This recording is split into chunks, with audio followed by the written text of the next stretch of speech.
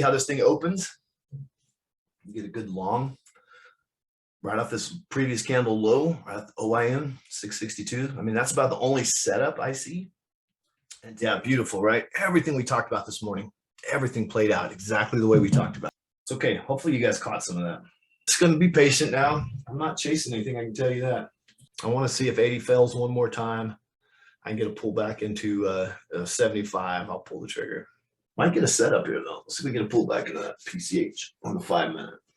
The 5 minute 9. I got my fill there. I think this is the one that closes the gap. So yeah, there we go.